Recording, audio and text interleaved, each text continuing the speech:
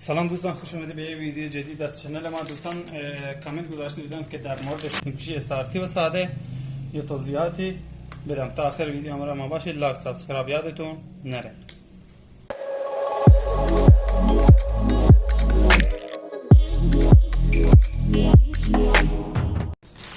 دوستان این سیمکشی ساده هستش.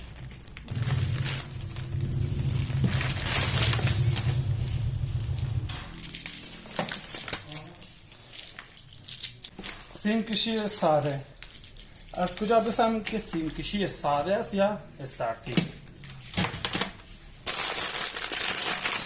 از این قسمت این هم سیمکشی استارتیه. از این قسمت خودش باز میشه. ما بزرگتن سیمکشی استارتی کل سیم داره، ولی سیمکشی ساده سیماش خیلی کم هستن. یکی از دلیلاش اینه که سیمکشی استارتی سیم زیاد دارن و سیمکشی ساده سیم کم دارن. خب یه دلیل دیگه اینه که این جای فیش شارژرشون که شارژ میکنن، برق تقویت میکنه، این بر اون بر میفرسته، از این فیششون میشه فهمید که سیمکشی استارتی یا ساده. ولی این سیمکشی استارتی هستش، کل سیم داره، ولی این سیمکشی اصلی هستش که اینقدر سیم داره. ولی این سیمکشی ساده است. خب ولی بازم سیمکشی ساده داریم، کل سیم مثل این داره. 8 راهنمای مثلا سیم اندشمار اینا رو اضافه داره، کل سیم میشن با اونا. و بعضیا فیشی هستن که سیماشون خیلی زیاد میشن. این فیش ساده 4 تا فیش مادگی داره، ولی فیش شارژر استارتی اینه که 5 تا سیم داره و با هم فرق دارن. این ساده، اینم استارتی. 5 تا سیم داره. خب توی استارتی چی اضافه شده؟ توی ساده چی اضافه شده؟ توی ساده چیز اضافه نشده، ولی توی استارتی یه سیم اضافه. اینجا 4 تا هستن.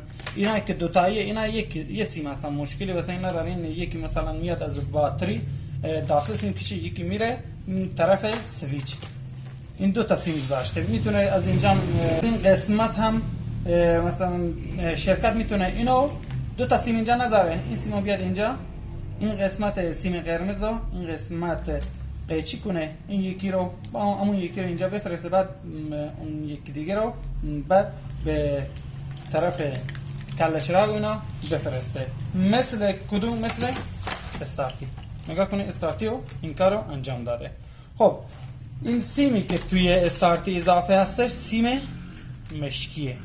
سیم مشکی برقه که این مشکی برق سیم مشکی میاد شارژر رو موقعی که شارژر رو داخلش بذاریم، بعد شارژر رو بیارم،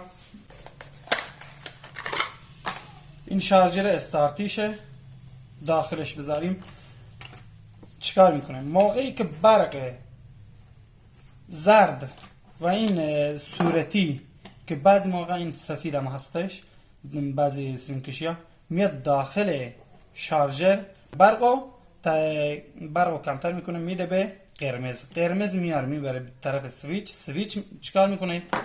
سویچ که این قسمت وصل میشه، این هم از سیمهای سویچ.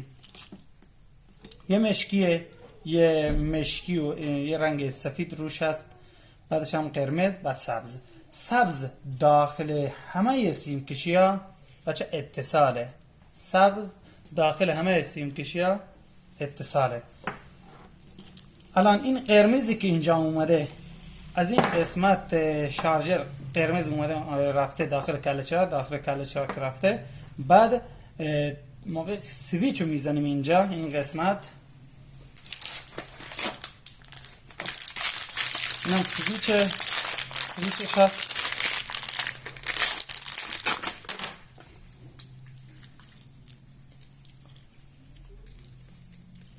این سویچ اگر فیشی باشه میتونی این قسمت جا بندازیم. بعد که جا انداختیم گفتم رنگ قرمز که از باتری میاد، بعد از شارژر میاد میره طرف باتری، بعد میاد جای کله چراغ. این قسمت این قرمز میاد داخل سویچ. داخل سویچ که اومد، بعد از سویچ قرمز میزنه به مشکی. مشکی که بزنه مشکی میاد برگو. ولی اگر بخوای این قرمز رو مستقیم بزنی به یه لامپ یا این که LED چیزی، اونو میسوزونه. چرا؟ چون هنوز برقش کم نشده، تقویت نشده. میاد توی سویچ، از سویچ بیاد روی مشکی، مشکی میاره داخل شارژر. توی شارژر که آورد، بعد شارژر این رنگ مشکی رو چیکار میکنه؟ برقش تقویت میکنه، اندازه میکنه که بعد این موقع لامپ چیزی نسوزونه. و این هم سیم کشی ساده، اینم جای شارژرش.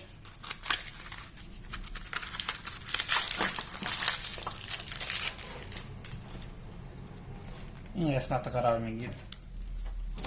شارژر ساده، شارژر استارتی با هم کلی تفاوت دارن. اگر من در مورد سیم کشی خیلی توضیح بدم که کلی وقت میبره، ولی خب این اندازه میخواستم بهتون بگم که چه نمونه سیم کشی استارتی و چه نمونه سیم کشی ساده هستش.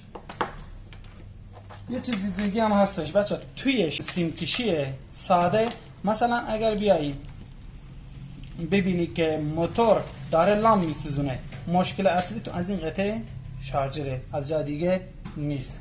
بیشتر موقع 90% از شارژر هستش. شارژر ساده خیلی زود میسوزه و خراب میشه.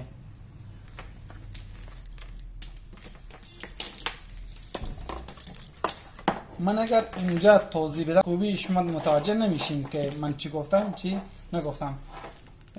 انشالله در روزهای آینده در مورد سیم کشی و LED و لامپای زنان و لامپای کله چراغ و اینا، در مورد اینا همه توضیح میدم.